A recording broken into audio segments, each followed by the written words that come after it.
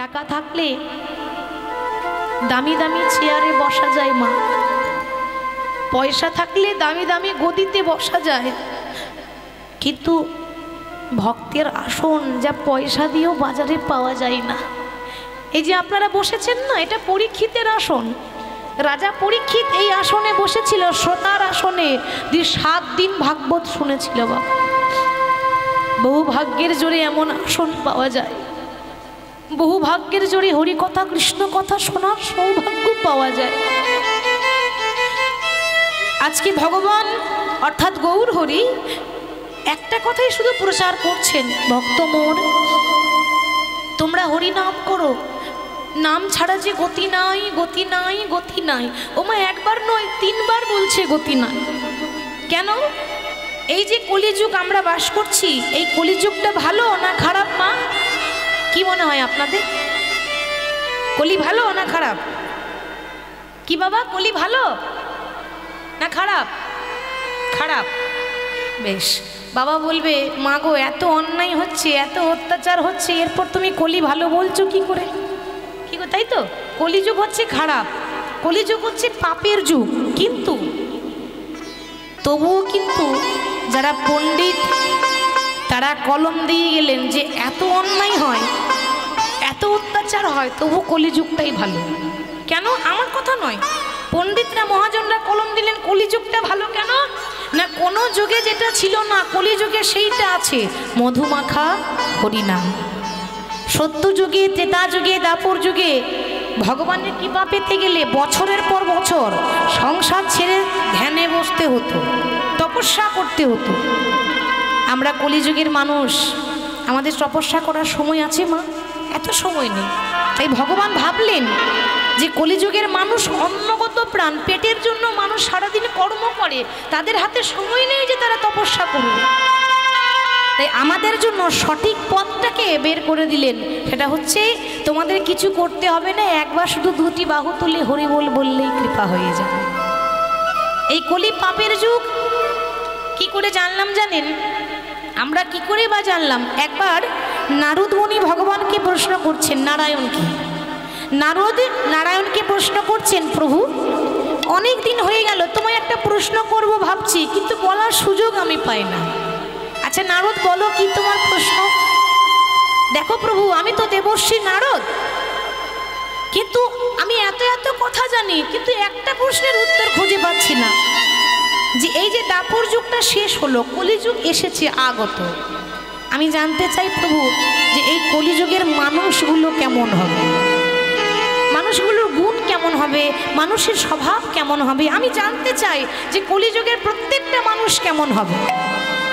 ভগবান বললেন, নারদ এই কলিযুগের মানুষ জানতে গেলে তোমাকে এখানে থাকলে হবে না, তোমাকে মর্তধাম যেতে হবে। মর্তধাম? কিন্তু প্রভু মর্তধামে তো মানুষ মরতে যায়। ওমা মর্তধাম কোনটা গো?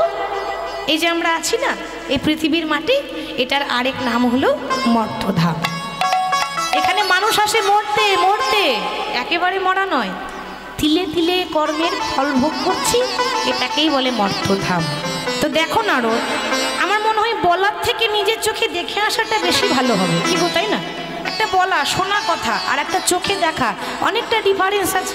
তুমি যাও মর্তধাম থেকে ঘুরে এসো, তুমি নিজেই বুঝতে পারবে কলিযুগের মানুষগুলো কেমন হবে। নারদ মুনি যাচ্ছে, হাতে রয়েছে বীণা যন্ত্র। আচ্ছা নারদের বাহন কি মা? নারদের বাহন ওই দেখেছেন, বলছে নারদের বাহন ইঁদুর। সর্বনাশ, নারদের বাহন ইঁদুর? আমার মায়েরা জানে নারদের বাহন ঢেকি। বাহ, লক্ষ্মী মা আমার ঢেকির উপরে চেপেছে, ওটা নারদের বাহন। দি ঢেকির উপরে চেপে হাতে বীণা রয়েছে, সবসময় তো নারায়ণ নারায়ণ করে, দি বীণাটি নিয়ে ওই স্বর্গ থেকে মর্তধাম নেমে আসছে। কেমন ভাবে? কে তুমি আমার কাছে আছো প্রভু, তবু জানি না আছো কোন খাম। ও কে তুমি আমার কাছে আছো,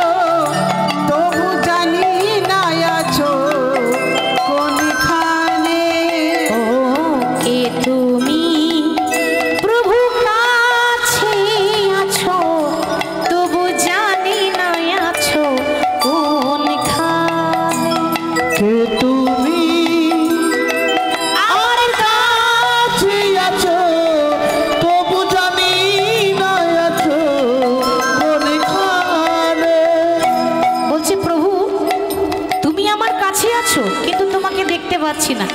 আচ্ছা মায়েরা, ভগবানকে আমরা দেখতে পাই? পাই বাবা। তাহলে ভগবান আছে কোথায়? গয়া কাশী মথুরা বৃন্দাবনে আছে? গয়া কাশী মথুরা বৃন্দাবনে ভগবান আছে বাবা? নেই, ওখানে পাবেন না। আপনি বাইরে খুঁজলে পাবেন কোথায়? ভগবান আছে আমাদের অন্তরে, ঠিক তো? আমাদের হৃদয়ে ভগবান বসে আছে। তবে যদি বলেন সাক্ষাৎ ভগবানকে দেখবো, দেখতে পাবেন না। কেন? ভগবানকে দেখতে গেলে ওমা হাজার হাজার হ্যালোজিন জেলে দিলেও দেখতে পাবেন না। আর ভগবানকে দেখতে গেলে হাজার হাজার টিউবলাইটে জেলে দিলেও দেখা যায় না। সবার মধ্যে একটা নয়ন আছে, সেটা হলো জ্ঞানের নয়ন, ঠিক তো বাবা? এই জ্ঞানের নয়ন যতক্ষণ না খুলবে আমরা প্রভুকে দেখতে পাবো না। যে কথা বলো আমি তাই শুনে যাই, তুমি যে কথা বলো তাই শুনে যাই। প্রভু জানি না তবু তার মানে,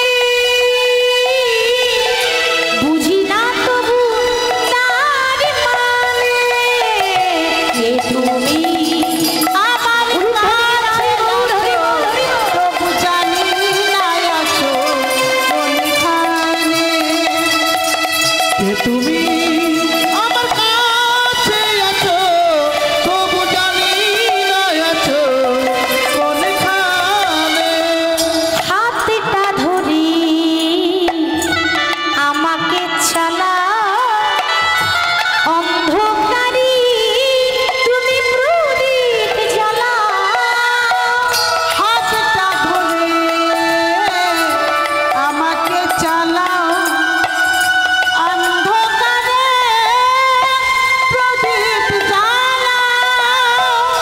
মাগো, বলছি ভগবানের ইচ্ছা ছাড়া গাছের একটা পাতা পর্যন্ত নড়ে না। নড়ে কি? আমি বলার কে যদি তিনি না বলান? ঠিক তো বাবা? মনে রাখবেন, গাড়ি আপনার হতে পারে কিন্তু গাড়ির ড্রাইভার কিন্তু আপনি নন। গাড়ি আপনার, ড্রাইভার আপনি নন। তাহলে গাড়ি চালাচ্ছে কে মা? গাড়ির ড্রাইভার কি গো? গাড়ি চালাই বংশীবদন, গাড়ি চালাই বংশীবদন মানে আমাদের ভগবান। হাতটা ধরি আমাকে চালা, অন্ধকারী তুমি প্রদীপ জ্বালা। হাতটা ধরে আমাকে চালাও, অন্ধকারে প্রদীপ জ্বালাও। চোখের দেখা দেখিনি কভু, চোখের দেখা দেখিনি কভু, না নাই কি খেলা কি জানে, যে তুমি আমার কাছে আছো, প্রভু জানি না আছো কোনখানে। যে তুমি প্রভু কাছে আছো, তবু জানি না আছো, তবু জানি না আছো, তবু জানি না আছো কোনখানে। নারায়ণ নারায়ণ নারায়ণ। বিনাটি নিয়ে নারায়ণের নাম গাইতে গাইতে ওমা যেই না স্বর্গ থেকে মর্তধামে নেমে এসেছে। কি দেখতে এসেছে মা? কলিযুগের মানুষগুলো কেমন হবে, তাই তো? হঠাৎ নারদ কি দেখলো জানেন মা?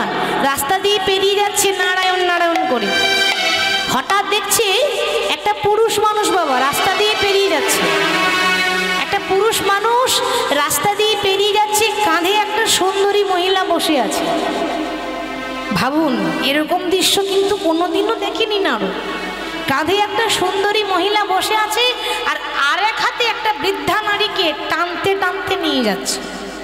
ওমা নারদ তো দেখি অবাক। দেখা মাত্র নারদের চোখ যেন কপালে উঠে গেল। মুনি মুনি ভাবছে বাবা আগেকার দিনে তো এরকম হতো না। আগেকার দিনে নারী পুরুষের চরণ ধরে বলতো, স্বামী আশীর্বাদ করো আমি যেন তোমার আগে যেতে পারি। আচ্ছা লক্ষ্মী মায়েরা বলুন তো এখন বলে? এখন বলে? এখন কি একবারে কেউ বলে আমি যেন তোমার আগে মরতে পারি? বলে না, না কি বলে বলো তো? আগে তুমি মরো, তারপর আমি মরবো। আমারও তো মরার শখ হয় নাই। আমি মরে গেলে এই টাকা পয়সা ঘর বাড়িগুলো দেখবে কে? তুমি যাও, তোমার সঙ্গে আমার পরে দেখা হবে। কিন্তু এটা বাস্তব কথা। আগে বলতো স্বামী আমি যেন তোমার আগে যেতে পারি, মানে আমার যেন তোমার আগে মৃত্যু হয়ে যায়। কিন্তু এ কেমন দৃশ্য? যে নারী পুরুষের চরণে প্রণাম করে সেই নারী পুরুষের কাঁধে চেপে আছে, আর আরেকটা নারীকে টানতে টানতে নিয়ে যাচ্ছে কেন? দেখা মাত্র নারদ ডাকছে, কি গো তোমাকেই বলছি, দাঁড়াও দাঁড়াও দাঁড়াও। আচ্ছা বলি তোমার বিবেক বলে কিছু নেই? ওমা, সেই মানুষটা তখন উত্তর দিচ্ছে, আগে মুনিবর কিছু মনে করবেন না, এ যুগে বিবেক বলে কিছু থাকে না। ঠিক বলছে তো? এ যুগে বিবেক বলে কিছু থাকে না। বিবেক থাকলে এত অন্যায় হবে কেন? বিবেক থাকলে এত অত্যাচার হতো কেন? বিবেক নেই বলেই তো। বিবেকটা বাদ দিয়ে কথা বলুন। আচ্ছা বেশ, তুমি কিরকম পুরুষ? যে মানুষটা চলতে পারে, দৌড়াতে পারে, গায়ে বল আছে, ক্ষমতা আছে, তাকে কাঁধে চাপিয়েছো। আর যে মানুষটা চলতে পারে না, বয়স হয়ে গেছে, তাকে টানতে টানতে নিয়ে যাচ্ছ, কে তুমি? সে তখন উত্তর দিচ্ছে, মুনিবর আপনি আমার খেলা দেখলেন কোথায়? এই তো খেলা শুরু করেছি, আপনি তো আমাকে চেনেন না। আমি পরিচয়টা দিই, আপনি যাকে দেখতে এসেছেন আমি সেই, আমি হলাম ঘোর কলি।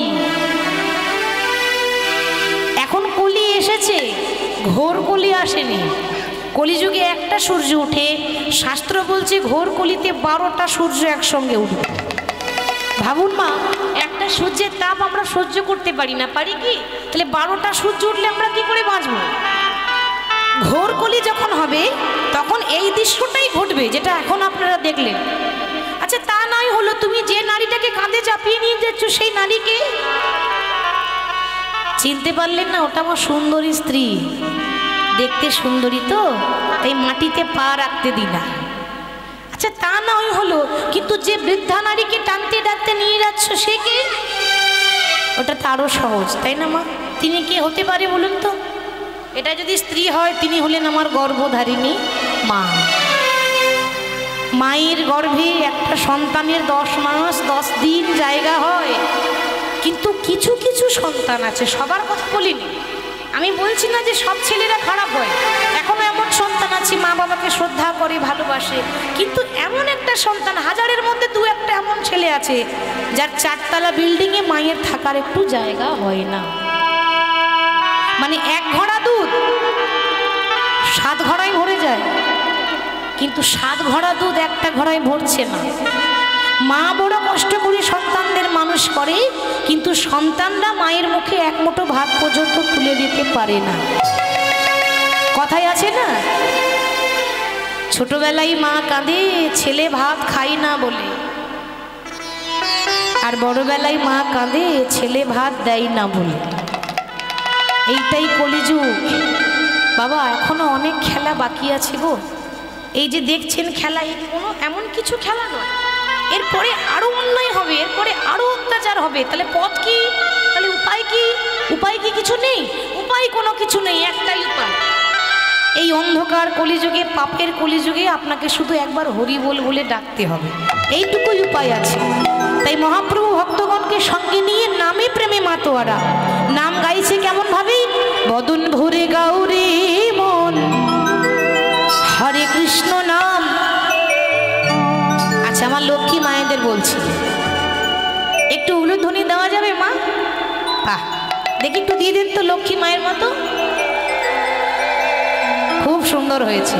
এবার সবাই একটু করতালি দিয়ে গাই। নাম তো করতালি দিয়ে গাইতে হয়। হরে কৃষ্ণ নামে জপ জপ অবিরাম। একেবারে বদন ভরে গাউরে মন হরে কৃষ্ণ নাম, হরে কৃষ্ণ নামে জপ জপ অবিরাম। বদন ভরে গাউরে মন হরে কৃষ্ণ নাম, হরে কৃষ্ণ নামে জপ জপ অবিরাম।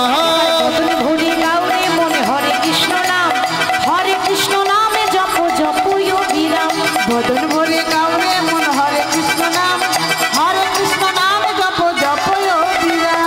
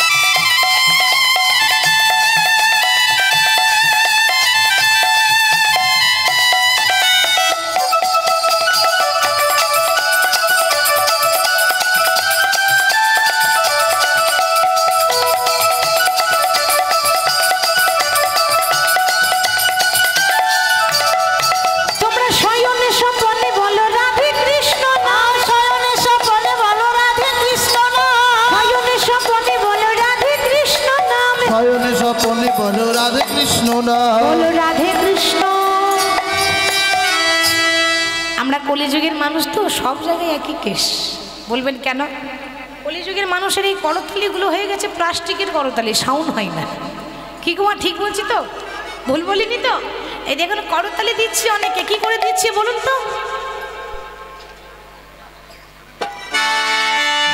এরকম করে দিলে হবে? একেবারে আশেপাশে গ্রামের মানুষ যেন শুনতে পায় যেখানে কীর্তন হচ্ছে। সবাইকে তো বোঝাতে হবে নাকি যে না আমাদের এখানে হরিবাসর হচ্ছে, আমরা ভগবানের নাম ভালোবাসি। একটু জোরে জোরে, ভগবানের জন্য দয়া করে কৃপণতা করবেন না। একটু করতালি দিয়ে দেখি, বাহু তুলে। বাহ। হরে কৃষ্ণ নামে জপ জপ যোগীরা, বদন ভরে গাওরে মন হরে কৃষ্ণ নাম, হরে কৃষ্ণ নাম জপ জপ যোগীরা। এবার বদন ভরে গাওরে মন হরে কৃষ্ণ নাম, হরে কৃষ্ণ নামে জপ জপ যোগীরা। বদন ভরে গাওরে মন হরে কৃষ্ণ নাম, হরে কৃষ্ণ নাম জপ জপ অভিরাম। এইভাবে নাম প্রচার করলেন ভগবান। নাম ছাড়া আমাদের গতি নেই বাবা। আমরা মানুষ হয়ে যা করতে পারলাম না, একজনের কথা বলি, সে পশু হয়ে সেটা করেছিল। সে কি? তার জন্ম পশুকুলে হয়েছিল, মানুষ ছিল না। সে ছিল প্রভু রামচন্দ্রের পরম ভক্ত হনুমান। আচ্ছা বাবা, হনুমান তো পশু ছিল, মানুষ ছিল কি? আমি যদি সারা জীবনও কীর্তন করি তবু ওই হনুমানের মতো ভক্তি আমার আসবে না। তার ভক্তির তুলনাই হয় না। তার ভক্তিটা কীরকম দেখুন। একবার মা সীতা, মা সীতার আরেক নাম কি গো? জানকী, মা জানকী। লক্ষ্য করুন, একবার বাবা মা জানকী আয়নার সামনে বসে বসে সিঁদুর পড়ছে। এখন যেই না মা সিঁদুর পড়ছে, হনুমান বলছে মা আমি প্রত্যেক দিন দেখি তুমি এই আয়নার সামনে বসে বসে সিঁদুর পড়ো। ও মা বলো না গো, সিঁদুর পড়লে কি হয়? আচ্ছা আমার মায়েদের জিজ্ঞাসা করি, সিঁদুর পড়লে কি হয় মা? আমরা সিঁদুর কেন পড়ি? স্বামীর মঙ্গল হয়। বাহ, সিঁদুর পড়লে স্বামীর মঙ্গল হয়, তারপর স্বামীর পরমায়ু বাড়ে। এখন মা জানো কি বলছি বাবা, সিঁদুর পড়লে স্বামীর পরমায়ু বাড়বে, আমার প্রভু রামচন্দ্রের মঙ্গল হবে। হনুমান মনে মনে ভাবছে হ্যাঁ গো, এইটুকু সিঁদুরের এত পাওয়ার, এর মধ্যে কি কোনো জাদু টাদু আছে নাকি? তাহলে আমাকেও দেখতে হবে। এবার মা সীতার ঘরে বাবা যত সিঁদুর ছিল সব নিয়ে একেবারে পা থেকে মাথা পর্যন্ত মেখে লাল হয়ে গেছে। কেন? ওই যে প্রভু মা বলেছে সিঁদুর পড়লে স্বামীর মঙ্গল হয়, তো মা এইটুকুনি নিলে যদি এত মঙ্গল হয়, আমি গোটা গায়ে মেখে নিলাম, মঙ্গলটা আরো বেশি হয়। সর্বাঙ্গে সিঁদুর মেখে একেবারে লাল মূর্তি হয়ে গেছে। লাল মূর্তি, হনুমানের অনেক রূপ আছে অনেক জায়গায়। হনুমান দেখবেন লাল রঙের হয়, হয় না? ওই সিঁদুর মাখা রূপটা তারা তুলে ধরে। যে সিঁদুর মেখে লাল হয়ে সিংহাসনে বসে আছে। আর যেই না সিংহাসনে বসে আছে সে তো সবসময় একজনেরই নাম করে। সে কে? যেহেতু এটা ত্রেতা যুগের কথা বলছি, তার মানে রামায়ণের কথা হচ্ছে। আর রামায়ণের কথা হলে রাম নাম আসবে। তো সে সিংহাসনে বসেই প্রভু রাম নাম করছে। তনকে তম্বুরে মেদো ও তনকে তম্বুরে মেদো শাসকে তান বলে জয় শিয়া রাম রাম, জয় রাধে শ্যাম শ্যাম। বলো জয় সিয়া রাম রাম, জয় রাধে শ্যাম শ্যাম। জয় শিয়া রাম রাম, জয় রাধে শ্যাম শ্যাম। বলো জয় সিয়া রাম রাম, জয় রাধে শ্যাম শ্যাম। ও তনকে তম্বুরে বেদো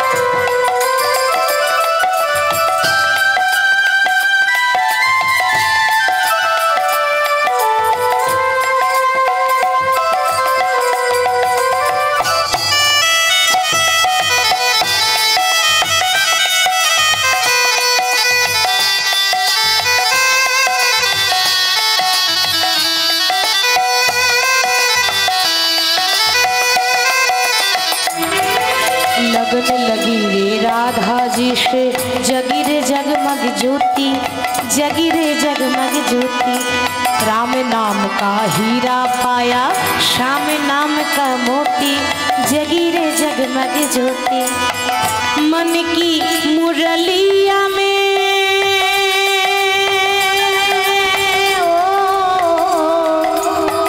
मन की मुरलिया में मन की मुरलिया में सुर का श्रृंगार बोले जय राधे श्याम श्याम जय श्री राम राम जय राधे श्याम श्याम जय सिया राम राम। बोलो जय श्री राम राम जय राधे श्याम। बोलो जय सिया राम राम जय राधे श्याम। बोलिए श्रीपति रामचंद्र की जय। जय जय श्रीपति रामचंद्र की जय। जय जय श्रीपति रामचंद्र की। সর্ব অঙ্গে সিঁদুর মেখে যখন বসে বসে রাম নাম গাইছি, বাবা কোথায় ছিল রামচন্দ্র? এসে বলছি হনুমান এ কি করছো তুমি? আরে সিঁদুর তো নারীরা পরে স্বামীর মঙ্গলের জন্য, তুমি এখন হনুমান হয়ে পশু হয়ে সিঁদুর মেখে বসে আছো কেন? প্রভু আসলে কি জানো তো, মা আমায় বললো সিঁদুর পরলে নাকি তোমার মঙ্গল হবে। আমি মনে মনে ভাবলাম যে ওইটুকুনি সিঁদুর নিলে যদি এত মঙ্গল হয় তা আমি কোনটা গায়ে মেখে নিয়েছি কেন জানো? তোমার পরমায়ু বাড়বে বলে, তোমার পরমায়ু বাড়িতে বলে তোমার পরমায়ু বাড়বে বলে, পরমায়ু বাড়বে বলে প্রভু তাই তো আমি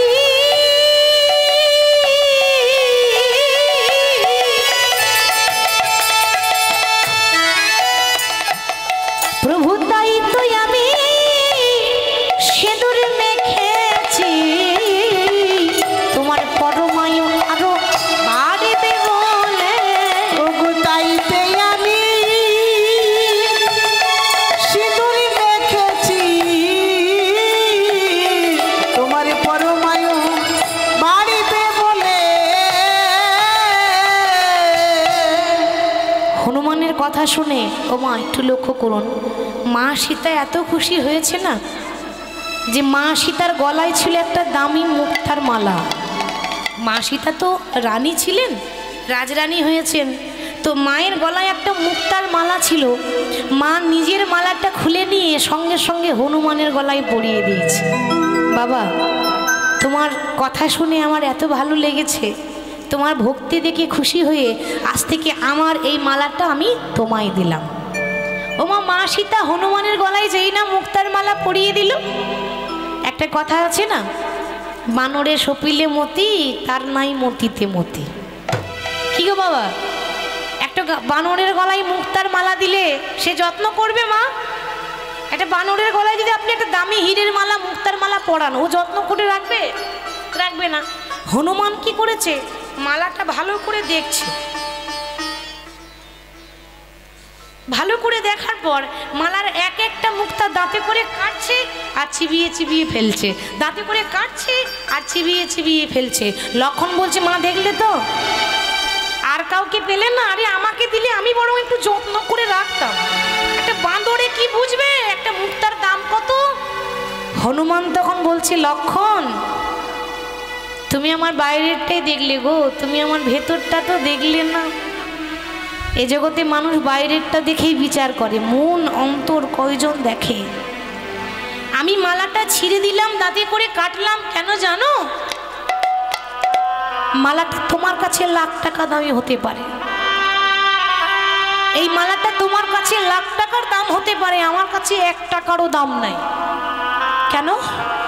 আরে যে মালার মধ্যে আমার প্রভুর রাম নামের সুগন্ধ নেই, যে মালার মধ্যে আমার প্রভুর নাম লেখা থাকে না, সেই মালা তো আমার কাছে কোনো মূল্য থাকে না। মা মালাটা পরিয়েছি বটে, কিন্তু আমি অনেক দেখলাম এই মালার মধ্যে আমার প্রভুর নাম পেলাম না খুঁজে, তাই তো মালাটা আমি দাঁতে করে কেটে দিলাম। ও এত ভক্তি তোমার, যত বড় মুখ নয় তত বড় কথা, এতই যদি তোমার ভক্তি হবে, কই দেখি তাহলে তোমার অন্তরটা দেখাও, দেখি দেখি তোমার অন্তরে কত ভক্তি আছে। মুখে বললে হবে না, দেখাতে হবে। আর যেই না লক্ষণ বলেছে বাবা বলা মাত্র হনুমান যা করেছি আমরা জীবনেও পারবো না। কি গো হনুমান কি করেছিল? বলা মাত্র সঙ্গে সঙ্গে বলছে লক্ষণ দেখতে চাও? তবে দেখে নাও, তোমার ভক্তিটা বাইরে আছে, আমার ভক্তিটা লোক দেখানো নয়, আমার ভক্তি অন্তরে আছে। সঙ্গে সঙ্গে বুকটা চিরে দেখিয়ে দিল, দেখাই রাম সীতা তার হৃদয় মাঝে, দেখে রাম সীতা হৃদয় মাঝে, তারা যুগল হুই।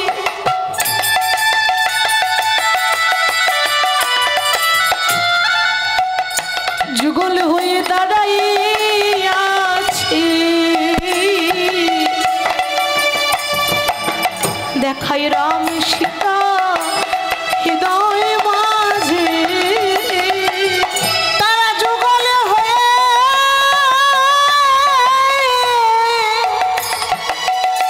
দাঁড়ায়ে আছে, রাম সীতা হৃদয় মাঝে।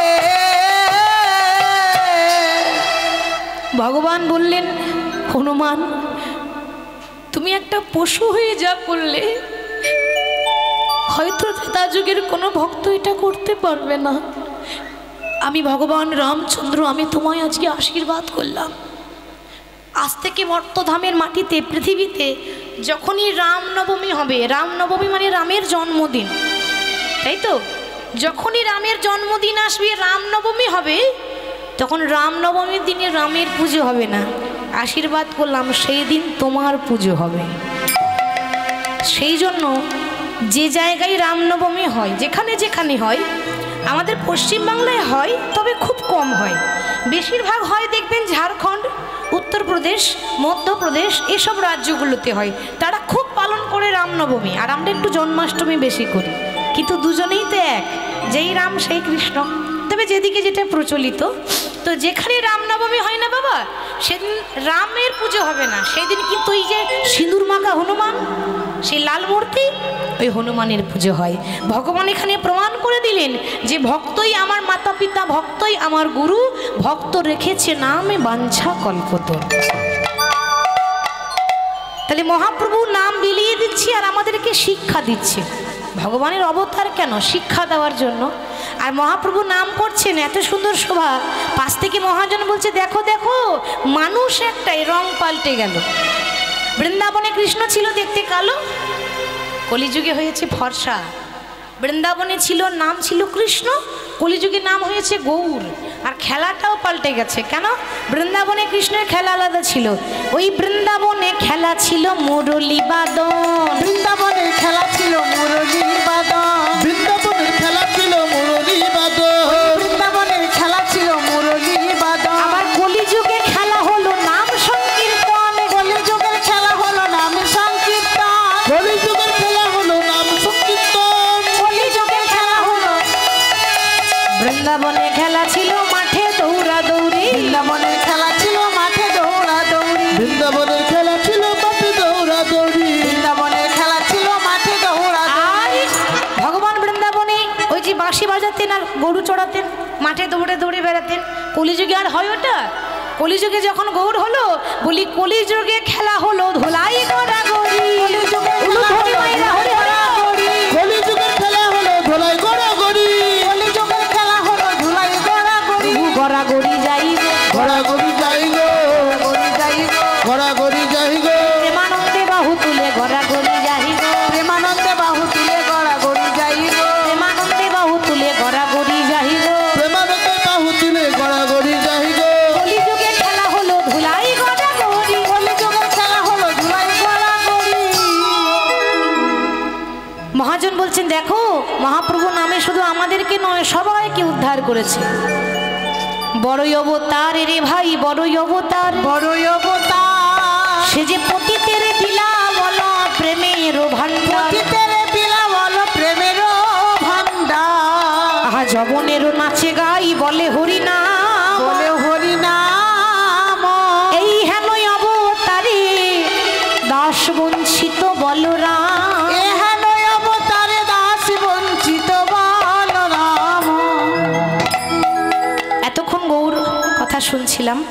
এটাকে বলছে গৌর চন্দ্রিকা। গৌড়ের কথা আগে বলতে হয়, তা গৌড়ের কথা আলোচনা করছিলাম। এবার আমরা বিষয়ে চলে যাই। বিষয় মানে লীলা আগেই বলেছি, ভক্ত জয়দেব পদ্মাবতীর কথা। কিন্তু মাগো, ভক্তের কথা জানতে গেলে বাবা আগে তো জানতে হবে যে ভক্তের মা বাবা কেমন ছিল। বাবা, যার গর্ভে একটা কৃষ্ণ ভক্তের জন্ম হয়, ভাবুন সেই মা কত কৃষ্ণ ভক্তিমতী হবে, সেই মা কত গুণবতী হবে। তাহলে এই জয়দেব গোস্বামীর তখন জন্ম হয়নি। তার বাবার নাম ছিল ভোজদেব গোস্বামী, মায়ের নাম ছিল বামা দেবী। বাড়ি হচ্ছে বীরভূম জেলার অজয় নদীর তীরে কেন্দুবিল্ল গ্রাম, সেখানে তারা থাকতো। এবার কিভাবে বাস করতো? একটা তালপাতার কুড়ে ঘরে। আজ কেন্দুবিল্ল নামে গ্রাম,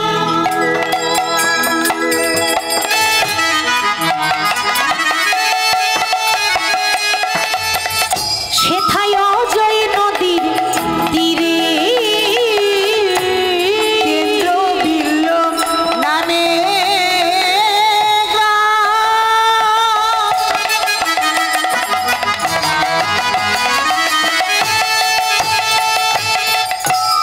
অজয় নদীর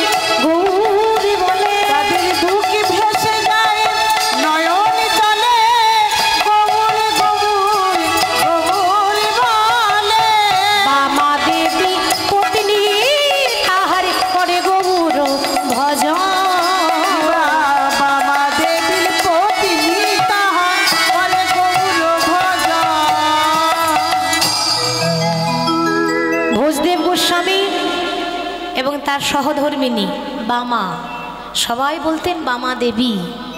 তো ব্রাহ্মণ আর ব্রাহ্মণী ওমা অজয় নদীর তীরে কেন্দুবিল্ল গ্রামে একটা তালপাতার কুড়ে ঘরে তারা থাকতো। কেন তালপাতার কুড়ে ঘর? কেন কেন হবে না? এ জগতে যারাই ভগবানকে ভালোবাসে, এ জগতে যারাই ভগবানকে আপন করেছে, তাদেরকেই পথের কাঙাল হতে হয়, তাই না মা? যে ভগবানকে ভালোবাসে তাকে যে পথের কাঙাল হতে হয়। ভগবান নিজের মুখে বলেছেন, নিজের বদনে গীতায় বর্ণনা করেছেন, ভক্ত মোর এ জগতে কেউ যদি আমায় ভালোবাসে, যে করে আমার আশ, আমি তারই করি সর্বনাশ। দেখবেন যারা বেশি হরি হরি করে, যারা ভালো মানুষ, কারো ক্ষতি করে না, কারো অন্যায় করে না, সৎ পথে যায়, সৎ কথা বলে, মিলিয়ে দেখবেন বাবা তার জীবনেই দুঃখ বেশি, তার জীবনেই কষ্ট বেশি। আমরা বলি না যে প্রভু আমরা তো কারো ক্ষতি করিনি, তাহলে আমাদেরকে কেন এত কাঁদতে হচ্ছে, কেন এত কষ্ট হয়? ভগবান বলেছে হবে কেন? আমি তো কষ্ট দিচ্ছি কেন না, যে আমাকে ভালোবাসবে আমার কাজই হচ্ছে তাকে রাস্তার ভিখারি বানিয়ে দেওয়া, পথের কাঙাল করে দেওয়া। তবু যদি না ছাড়ে আমার পাঁচ, তারপর হই আমি তার দাসের অনুদাস। কেউ যদি বলে প্রভু আমায় কষ্ট দিচ্ছ তো দাও, যত দুঃখ দেবে দাও, যত কষ্ট দেবে দাও, শুধু আশীর্বাদ করো। হাজার কষ্ট সহ্য করেও আমি যেন তোমার চরণ ধরে বসে থাকতে পারি, হাজার কষ্ট হলেও আমি যেন তোমার জন্য কাঁদতে পারি, হাজার যন্ত্রণা হলেও আমি যেন তোমার নাম করে ডাকতে পারি। এইভাবে যদি কেউ ডাকতে পারে, ভগবান বলছে তারপর হই আমি তার দাসের অনুদাস। তার প্রমাণ আছে। প্রমাণ কি? একটু ছোট্ট প্রমাণ দিই। ভগবানকে ভালোবাসলে যে পথের কাঙাল হতে হয় তার প্রমাণ দিচ্ছে বাবা রামায়ণে। রামায়ণে এক ভক্ত ছিল যার নাম ছিল চণ্ডালিনী শবরী। নাম শুনেছেন বাবা? এটাকে বলে উদাহরণ, শিক্ষামূলক কথা। নিচু জাতের মেয়ে ছিল শবরী। মাত্র 5 বছর বয়সে নিজের মা বাবাকে হারিয়েছিল। মানে 5 বছর বয়সেই তার মা বাবা মারা গেল। এ জগতে যার মাতা পিতা নাই তার তো আর কেউ নেই গো। যে আপনাকে ভালোবাসবে সে স্বার্থ নিয়ে, স্বার্থ ছাড়া কেউ ভালোবাসে না। ছোট্ট 5 বছরের মেয়ে বনে বনে ঘুরছে। বনে বনে ঘুরতে ঘুরতে বলছে প্রভু তুমি তো আমার কাছ থেকে সব কিছু কেড়ে নিয়েছো প্রভু, আমার বলতে তো কিছু রাখো নাই। আজ আমার কেউ নেই, কিন্তু আমি জানি এ জগতে আমার কেউ থাক বা না থাক তুমি তো আছো। ওমা যার কেউ নেই তার গোবিন্দ আছে। জীবনে কোনোদিনও নিজেকে একা ভাববেন না। তার ধৈর্য দেখুন, আমাদের ধৈর্য নেই, সব কিছুতে তাড়াহুড়ো হলে ভালো হয়। আর ওইটুকু মেয়ে, এবার নিচু জাতের মেয়ে ছিল তো কেউ ভালোবাসতো না, কেউ তার ছায়া পর্যন্ত পার হতো না, কেউ তার মুখ দেখতেও পছন্দ করতো না। এই 5 বছরের মেয়েটা রাম রাম রাম রাম রাম রাম রাম বলতে বলতে এত বয়স হয়ে গেল আর ভালো করে হাঁটতে পারে না। এবার হাতে একটা লাঠি ধরেছে, বয়স হয়েছে। ভাবুন ধৈর্যের পরীক্ষা দেখুন, ছোটবেলা থেকে সে অপেক্ষা করছে রামের জন্য। লাঠি সবাইকে ধরতে হবে মা, তাই না? কোনো বয়স্ক মানুষ যখন লাঠি হাতে নিয়ে যায় আমরা ঠাট্টা করি, আমরা ব্যঙ্গ করি, ওই দেখ বুড়ো হয়ে গেছে তো কি করে যাচ্ছে দেখ, ভুলে যাবেন না ওই রকম দিন আমারও আসবে। আমি সারা জীবন এরকম থাকবো না, ওই রকম লাঠি একদিন আমাকেও ধরতে হবে। ওই জন্য মহাজন বলছি, বেলা যে যায় বাসনায় আগুন দিতে হবে। তো ওই অতি বৃদ্ধা সবরী একটা ঝুপড়ি ঘরে বসে থাকে। ঝুপড়ি ঘরে বসে বসে বলছে, প্রভু সেই ছোটবেলা থেকে তোমার অপেক্ষা করছি, জানি না কখন কখন দেহ ছেড়ে প্রাণ পাখি কোন দিন চলে যাবে জানি না। যেদিন দেহ ছেড়ে প্রাণ পাখি চলে যাবে সেদিন এই দেহটা শিগাল কুকুরে ছিঁড়ে ছিঁড়ে খাবে। কতটা ভক্তি ভরে ডাকছে দেখুন। ভগবানকে পেতে গেলে পাণ্ডিত্য দিয়ে নয়, জ্ঞান দিয়ে নয়, চোখের জল দিয়ে যদি কেউ ডাকতে পারে ভগবান খুব তাড়াতাড়ি তার কাছে চলে যায়। তাহলে বলছে দেহ ছেড়ে যেদিন প্রাণ পাখি উড়ে যাবে, এই শরীরটা আমার তো কেউ নয়, এই জগতে কেউ নেই আমার, আমি তো অনাথ। আমাকে কেউ যদি মারা যায়, কেউ যদি ফেলে দেয়, শিগাল কুকুরে ছিঁড়ে ছিঁড়ে খায়। ওই শিগাল কুকুরের সেবায় লাগা থেকে আমি যদি তোমার চরণটা জড়িয়ে ধরে মরতে পারি, আমি যদি একবার তোমার বদন দর্শন করতে পারি, একবার যদি তোমায় দেখতে পাই, আমি মনে করবো আমার মানব জন্ম ধন্য হয়ে গেল।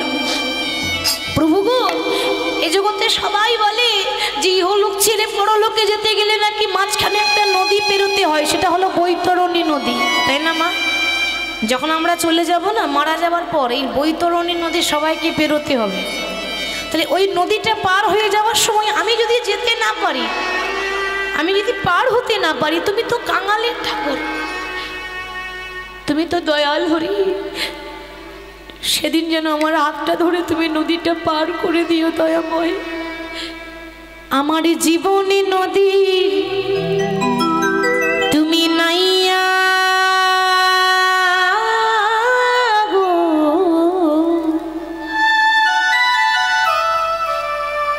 আমার ভবের খেলা আজ সাঙ্গ হলো রে।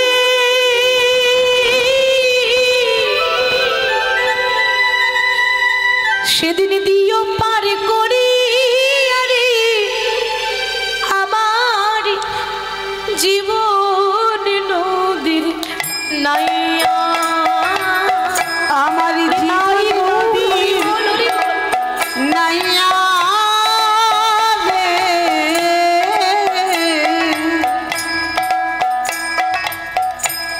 ভবের খেলা সাঙ্গ হলো রে, দিও পার করিয়া আমার জীবন নদীর নাইয়া। আমার জীবন নদীর নাইয়া রে, আমার ভবের খেলা আজ সাঙ্গ হলো রে। সেদিন দিও পার করিয়া আমার জীবন নদীর নাইয়া, আমার জীবন নদীর নাইয়া রে। ভবের খেলা সাঙ্গ হলো রে, দিও পার করিয়া আমার জীবন নদীর নাইয়া। আমি কামনা বাসনার হাতে বেঁধেছিলাম বাসা, আমি কামনা বাসনার হাতে বেঁধেছিলাম বাসা। বাবা কথাটা কিন্তু খুব ভেতরের মানে আছে। বলছে প্রভু আমি এতদিন একটা বাসা বেঁধেছিলাম, পাখি যেমন বাসা বাঁধে, আমি একটা বাসা বেঁধেছিলাম, একটা হাট বসিয়েছিলাম, হাটটা হলো কামনা বাসনার হাট। এই কামনা বাসনার হাটে ওমা যতদিন দিতে পারবেন আপনাকে ভালোবাসবে, যখনই দেওয়াটা বন্ধ হয়ে যাবে কেউ ভালোবাসবে না।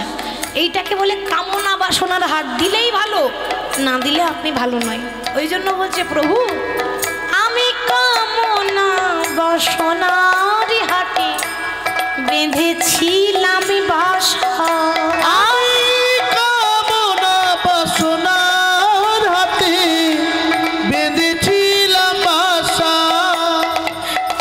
আজ বাসায় আমার ভেঙে গেল রে, দিও পারি করিয়া আমার জীবন নদীর নাইয়া। আমার জীবন নদীর নাইয়া রে, ভবের খেলা সাঙ্গ হলো রে, দিও পার করিয়া আমার জীবন নদীর নাইয়া। বসে আছে আর প্রত্যেক দিন মা কি করে জানেন? ফুল তুলে আনে আর রাস্তাতে ফুল বিছিয়ে দেয়। আজ না ও কালকে তো আসবে, আশাতেই চাষা কাটে। আশা ছাড়লে হবে না। চাষি যখন চাষ করে আশা করেই কিন্তু সে চাষটা করে যে না আমি পরিশ্রম করছি একদিন ফল পাবো। তারও বিশ্বাস আজ যদি না আসে একদিন তো আসবে। প্রতিদিন ফুল বিছিয়ে দেয়। ভগবান রামচন্দ্র মনে মনে ভাবলেন ছোটবেলা থেকে আমার জন্য কাঁদছে, সারা জীবন আমি ওকে কাঁদালাম। ভগবান ভাবছে বাবা ওকে কি না কষ্ট দিয়েছি, ছোটবেলায় ওর মা বাবাকে ওর কাছ থেকে কেড়ে নিলাম, তবুও আমার আশা ছাড়লো না। এখনো পর্যন্ত এত বয়স হতে গেল, দুদিন পর সে মৃত্যুবরণ করবে, এখনো পর্যন্ত আমার জন্য বসে আছে। আর কি থাকতে পারে? ভগবান ভক্তের চোখের জল সহ্য করতে পারে না মা। রাম লক্ষ্মণ ওই সীতার খোঁজে যেই না পঞ্চবটির বনে প্রবেশ করলেন, অমনি শবরীর তালপাতার কুড়ে ঘরে এসে দাঁড়িয়েছে ভগবান। শবরী চেয়ে দেখো, যার জন্য সারা জীবন সংসার করলে না, শুধু একবার দেখবো বলে সে তোমার সামনে এসে দাঁড়িয়েছে, একবার চেয়ে দেখো। রামকে দেখা মাত্র অতি বৃদ্ধা শবরী, অনেক বয়স হয়ে গেছে তো, যেই না মাথা তুলে দেখছে প্রভু রামচন্দ্র, এ কি এই অভাগিনীর ঘরে কে এসেছে গো? যোগী যারে যোগে পায় না, মুনি যারে ধ্যানে পায় না, জগতের মালিক যাকে পাওয়ার জন্য ভক্তরা সারা জীবন কত কষ্ট করে তবু পায় না, সে আমার মতো কাঙালিনীর ঘরে এসেছে। প্রভু আমার জীবন ধন্য হয়ে গেল তোমার দেখা মাত্র। শবরী এতদিন পর এলাম, আমি দাঁড়িয়ে থাকবো, আমায় বসতে দেবে না? শবরী মনে মনে চিন্তা করছে, হায় হায় আমি বসতে দেব কেমন করে? এইটুকু আমার একটা ঝুপড়ি ঘর, লজ্জা লাগছে। কেন? ভগবানকে বসাবার জন্য এই জগতের ভক্তরা বাবা দেখবেন বাড়িতে সিংহাসন বানিয়ে দেয় না, একটা সুন্দর করে সিংহাসন করে দেয়, সেখানে দেখবেন গোপালকে রাখে প্রত্যেকটা ভক্ত। কিন্তু আমার ঘরে তো সিংহাসন নেই, আমার একবেলা অন্ন জোটে, একবেলা অন্ন জোটে না, আমি একবেলা খেতে পাই, একবেলা না খেয়ে থাকি। সেখানে সিংহাসন কোথায় পাবো? সিংহাসন নেই, শুধু ভক্তিটা দেখুন। পড়েছিল পরনে একটা ছেঁড়া কাপড়, ভালো কাপড় তার নেই, 100 জায়গায় ছেঁড়া, ধুলো বালি নোংরা ময়লা লেগে আছে। কিন্তু বাবা কাপড়ের মধ্যে ধুলো থাকতে পারে, মনের মধ্যে কিন্তু ময়লা ছিল না। কাপড়টা নোংরা হলে কি হবে? তার মনটা তো নোংরা নয়, মন পবিত্র। ছেঁড়া কাপড়ে করে তাড়াতাড়ি মাটির বারান্দার ধুলোটা ঝাড়ছে, ধুলো ঝেড়ে বলছে, প্রভু আমার কাছে তো সিংহাসন নেই, আসনও নেই, তা তুমি আমার এই মাটির ঘরেই বসো, আর তুমি এমনভাবে বসবে যেন তুমি সিংহাসনেই বসে আছো। ভগবান বসলেন, বসে মনে মনে ভাবছে এতদিন সিংহাসনে বসে যে আনন্দ পাইনি, আজকে ভক্তের মাটির ঘরে বসে সেই আনন্দ পেয়েছি। সবরই এতদিন পরে এলাম, আমায় কিছু সেবা দেবে না? আমার যে বড্ড ক্ষুধা পেয়েছে। আসলে ভগবান জানে যে ওর ঘরে খাবার নেই, ও সকাল থেকে নিজেই না খেয়ে পড়ে আছে, কিন্তু ও কি করে সেবা দেয় আমাকে আমি দেখব, পরীক্ষা। ভগবান পরীক্ষা করছে। তো সবরই বলছে, প্রভু তুমি একটুখানি বসো, আমি যেমন করে হোক ব্যবস্থা করছি। ভগবানকে বসিয়ে রেখে অতি বৃদ্ধা সবরই বনে বনে ঘুরছে, যদি কিছু পাই প্রভুর সেবার জন্য। ঘুরতে ঘুরতে ঘুরতে ঘুরতে গভীর বনে প্রবেশ করেছে। বলছে, প্রভু তুমি কৃপা করো যেন তোমার সেবার পরে আমি কিছু পাই। এই পঞ্চবটি পাতায় পাতায় শুধু তোমার নামটি লেখা, তুমি আবার কবি আসবে হরি, কবে দেবে দেখা। তাই গৌর হরি বল হরি বল। পঞ্চবটির পাতায় পাতায় তোমার নামটি লেখা, হরি বল। আবার কবে আসবে হরি, কবে দেবে দেখা।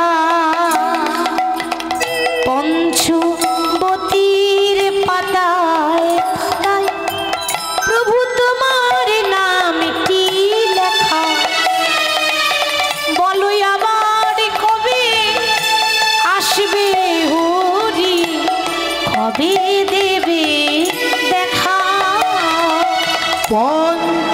পঞ্চবটির পাতায় পাতায় তোমার নামটি লেখা, আবার কবে আসবে হরি, কবে দেবে দেখা। আজ তুমি নাই প্রাণের ঠাকুর, কাঁদে আমার মন, নীরব হয়ে রই দাঁড়ায় এই পঞ্চবটির বন। আজ তুমি নাই প্রাণের ঠাকুর, কাঁদে আমার মন, নীরবে হয়ে রই দাঁড়ায়ে পঞ্চবটির বন। এই নটি রানী কেঁদে বলে, একবারে দাও গো প্রভু দেখা, বলো আবার কবে আসবে হরি, বলো কবে দেবে দেখা।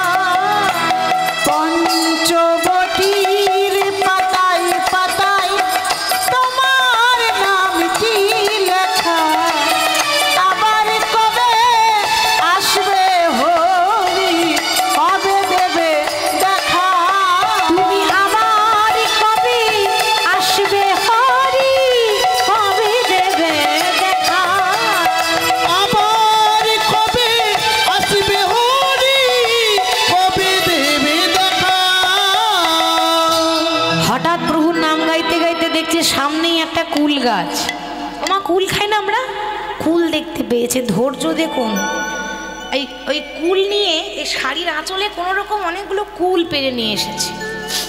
কুল পেরে নিয়ে এসে মনে মনে চিন্তা করছে যে যে ভগবান 56 ভোগ খায়, ওমা যে ভগবান রাজভোগ খায়, ভক্তরা প্রতিদিন দামি দামি মিষ্টি দিয়ে ভোগ দেয়, সেই ভগবান কুল দিয়ে সেবা দেওয়া যাবে? মানে দিতে লজ্জা করছে নিজেকে, কি করে কুল দিয়ে প্রভুকে সেবা দেব। বাবা, ভগবান কি একবারও বলেছে যে আমাকে 56 ভোগ দিয়ে সেবা দিতে হবে? ভগবান তো একবারও বলেনি যে তোমরা আমাকে এক থালা ফল দিয়ে পুজো করো। ভগবান বলল, ভক্ত মোর, আমাকে কিছু দিতে হবে না, আমাকে দেওয়ার মতো তোমার কাছে কিছু নাই বা রইল। প্রত্যেকটা ভক্তকে একটা করে গঙ্গা আর একটা করে যমুনা দিয়েছি। এই যে দুটি নয়ন, একটা হলো গঙ্গা আর একটা হলো যমুনা। এই গঙ্গা যমুনা দিয়ে কেউ যদি চোখ থেকে 2 ফোঁটা জল যদি ফেলতে পারি আমার জন্য, আমি জন্ম জন্মান্তরের মতো তার কাছে দাস হয়ে যায়নি। তাই গৌর হরি কোন রকম সেই কুল ভগবানের সামনে এসে দাঁড়িয়েছে। রাম বলছে, কি গো আমার জন্য কি এনেছো? তাড়াতাড়ি দাও, আমার যে বড্ড ক্ষুধা পেয়েছে। লুকিয়ে রাখছে, দিতে পারছে না, লজ্জা লাগছে। প্রভু, আমি যা দেব তুমি গ্রহণ করবে তো? সবরই যে যা দেয় আমি তাই নিয়ে যদি ভক্তি ভরে দেওয়া হয় বেশ। আমি তোমার জন্য 56 ভোগ আনতে পারিনি প্রভু, আমি তোমার জন্য এইটুকুই পেয়েছি। এবার এই কুল যেই না প্রভু রামচন্দ্রর বদনে তুলে দিতে যাবে, যেই না ভগবানের সেবায় দিতে যাবে, কিরকম ভক্ত দেখুন, হঠাৎ মনে পড়ে গেল, এ কি আমি যে কুলটা ভগবানকে দিচ্ছি, তাহলে ভগবানকে দেওয়ার আগে নিজে খেয়ে দেখতে হবে না কুলটা টক আছে না মিষ্টি আছে। দেখেছেন আমাদের খোকা যখন খায় আমরা 10 বার যাচাই করি, কি গো মা করি না? আমার ছেলে খাবে, খাবারটা বাসি নয় তো? কি গো ভাবি না, সত্যি করে বলুন। আমার ছেলে খাবে, খাবারের মধ্যে কিছু পড়েনি তো? কেন? আমার ছেলে তো আমি ভালোবাসি, ওর কিছু হয়ে গেলে আমি থাকতে পারবো না, এরকম ভালোবাসে সবরই। আমার প্রভুর যদি ক্ষতি হয়ে যায়, ও মা কুলের মধ্যে যদি পোকা থাকে, আমার ভগবানের ক্ষতি হবে না? ক্ষতি হলে আমার হোক, মরতে গেলে আমি মরবো, আমার প্রভুর জন্য কষ্ট না হয়। আমার তো আর কেউ নেই প্রভু ছাড়া, ছোটবেলা থেকে তার জন্যই তো আমি বসে আছি। এবার এক একটা কুল নিজে খাচ্ছে, যেটা মিষ্টি লাগছে এটো হয়ে গেল, সেটা ভাবলো না, ভক্তিতে ডুবে গেছে। তো ওই মিষ্টি কুলটা যেই না দেখছি মিষ্টি লাগছে, অমনি রামচন্দ্রের বদনে তুলে দিয়েছে। ভগবান মনে মনে ভাবছি, আহারে এ জগতে মন্ত্রতন্ত্র দিয়ে আমাকে সবাই ডাকে, এই প্রথমবার দেখলাম কেউ আমাকে এইভাবে এই চোখের জলে ভেসে আমায় কেউ ডাকে না। চোখের জলে ভেসে কেউ ডাকে না, আমায় চোখের জলে ভেসে কেউ ডাকে না। চোখের জলে ভেসে কেউ ডাকে না, আমায় মন্ত্রে তন্ত্রে সবাই ডাকে, চোখের জলে ভেসে কেউ ডাকে না। আমায় মন্ত্রে তন্ত্রে সবাই ডাকে, চোখের জলে ভেসে কেউ ডাকে না। ভগবান এঁঠো কুল খেয়েছেন আর প্রমাণ দিয়েছেন যে মুচি হয়ে সূচি হয় যদি কৃষ্ণ ভজে, সূচি হয়ে মুচি হয় যদি কৃষ্ণ তেজে। ভক্তিতে ডাকিলে আমি চণ্ডালেরও হই, কিন্তু অভক্তিতে ডাকিলে আমি কোনো ব্রাহ্মণেরও নই। তাহলে ওই ভোজদেব গোস্বামী এবং বামাদেবী তারা ছিল দিনহীন কাঙাল, মানে কোথায় ছেড়েছি মনে রাখবেন, নাহলে গুলিয়ে যাবে। এইগুলো যদি মনে রাখেন তাহলে ঠিক বুঝতে পারবো। তো ছিলাম কোথায়, যে তারা একটা তালপাতার কুড়ে ঘরে থাকে, ভোজদেব গোস্বামী এবং বামাদেবী, বীরভূম জেলার অজয় নদীর তীরে কেন্দ্রবিল্ল গ্রামে। তা প্রত্যেক দিন গৌড়ের সেবা দেয়, বাড়িতে রাধা মাধব আছে, গৌর আছে, সদা সর্বদাই গৌরের সেবা দেয়। গৌর গৌর গৌর গৌর গৌরে গৌরে হরি হে, গৌর গৌর গৌর গৌর গৌরে গৌরে হরি হে। গৌর গৌর গৌর হরি হে, গৌর গৌর গৌর গৌর গৌর গৌর হরি হে, গৌর গৌর গৌর গৌর গৌর গৌর হরি হে, গৌর গৌর গৌর গৌর গৌর গৌর হরি হে। তুমি কৃপাময় প্রভু, গৌর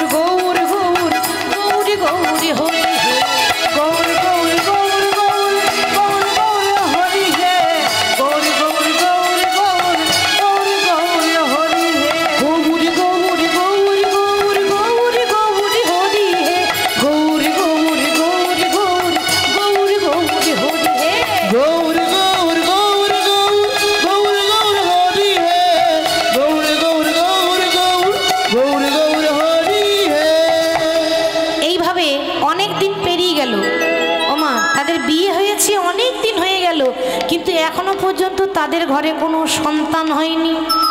তো একদিন ওই স্ত্রী তার স্বামীর কাছে বলছে, মানে বামাদেবী স্বামীকে বলছে, স্বামী তুমি বলেছো ভক্ত ভক্তি ভরে যা ডাকে ভগবান নাকি তাই দেয়, যা চাই তাই দেয়। তাহলে এতদিন তোমার গৌরনিতাইয়ের সেবা করলাম, এতদিন তোমার রাধা মাধবের সেবা করলাম, কই তোমার রাধা মাধব আমার আঁচলে এখনো পর্যন্ত একটা সন্তান দিল না কেন? এ জগতে প্রত্যেকটা নারী বিবাহের পর ভগবানের কাছে কি চাই গো? কি চাই? টাকা পয়সা, গাড়ি দাও, বাড়ি দাও, এটা চাই। যেটা না হলে নারী জনম সার্থক হবে না, সেটা কি? সন্তান। মা বলে ডাকার ধর্ম তো থাকতে হবে। তা কোন নারীর ইচ্ছা হয় না যে সে মা হতে চায়? সবাই চায়। এই জগতে কত কত নারী, কত কত স্বামী স্ত্রী সন্তানের জন্য পাগলের মতো কাঁদছে, সন্তান হচ্ছে না। তাহলে এতদিন তোমার রাধা মাধবের পুজো করলাম, নিজে না খেয়ে তাকে সেবা দিয়েছি, কই তোমার রাধা মাধব তো আমাকে একটু সন্তান দিল না। ভোজদেব গোস্বামী বললেন, বামা ভক্ত যদি মন থেকে কোনো বাঞ্ছা করে তো ভগবানের সাধ্য নাই যে পুরাইতে না রে। একটু ডাকার মতো ডাকো, দেখবে ঠিক পাবে। তা যখন ভগবানকে ডাকার মতো ডাকছে, অনেক দিন পর ভগবান কৃপা করে বামাদেবীর গর্ভে একটা সন্তান দিয়েছে। অনেক দিন পর যখন সে মা হবে, এই খবরটা যখন সবাই জানলো গর্ভবতী হয়েছে, ওই গর্ভের সন্তানকে নিয়ে প্রত্যেক দিন ওই মন্দিরে ঝাড়ু দেয়, মন্দির পরিষ্কার করে, তুলসী তলায় জল দেয়, ফুল তুলে নিয়ে আসে। গর্ভবতী অবস্থায় যদি একটু বেশি বেশি করে ঈশ্বরের সেবা করেন, প্রভাবটা সন্তানের ওপর পড়বে। আমরা সবাই জানি যে মা যা বলে সন্তান কিন্তু সেটা শুনতে পায়। আপনি ভাববেন শুনতে পাচ্ছে না, তা নয়। আপনি যা খাবেন তার গর্ভে যাবে, আপনার গর্ভে যে সন্তান আছে তার পেটে যাবে। আপনি যা বলবেন সেও কিন্তু সেটাই শিখবে। আপনি যা করবেন প্রভাবটা তার উপরেই পড়ে।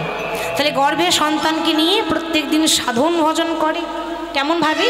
হরি হর এ নম কৃষ্ণ যাদবাই নম, হরি হর সবাই যাদবাই নম, হরি হর এ নম কৃষ্ণ যাদবাই নম, হরি হর এ নম কৃষ্ণ যাদবাই নম, যাদবাই মাধবাই কেশবাই নম, যাদবাই মাধবাই কেশবাই নম, যাদবাই মধুবাই কেশবাই নম, যাদবাই মাধবাই কেশবাই নম, যাদবাই মাধবাই কেশবাই নম, যাদবাই মধুবাই কেশবাই নম, গোপালে গোবিন্দ রামে শ্রী মধুসূদন,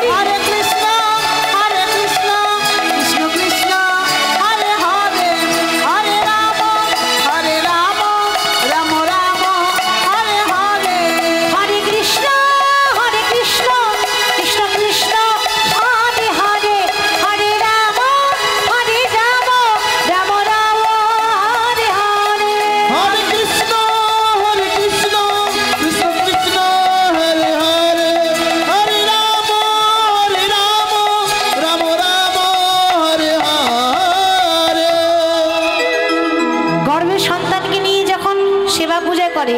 10 মাস 10 দিন গর্ভ পূর্ণ হলো, হঠাৎ তার কুঁড়ে ঘর আলো করে তার ঘরে একটা সন্তান জন্ম নিল।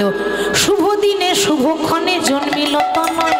শুভ দিনে শুভক্ষণে জন্মিল তনয়। শুভ দিনে শুভক্ষণে জন্মিল তনয়। শুভ দিনে শুভক্ষণে জন্মিল তনয়। শুভ দিনে শুভক্ষণে জন্মিল তনয়। শুভ দিনে শুভক্ষণে জন্মিল তনয়। শুভক্ষণে জন্মিল তনয়। সন্তানের বদন হেরি আনন্দিতময়। সন্তানের বদনে আনন্দিতময়। সন্তানের বদনে হেরি আনন্দিতময়। সন্তানের বদনে আনন্দিতময়। আনন্দ ধরে না, আনন্দ ধরে না। আনন্দ ধরে না। আনন্দ ধরে না। একই তো অভাবের সংসার, তারপর ছেলে হয়েছে, আনন্দ হবে না? এতদিন পর যদি ছেলে হয় আনন্দ হবে না? তাদের আনন্দ ধরে না, আনন্দ ধরে না। আনন্দ ধরে না। আনন্দ ধরে না।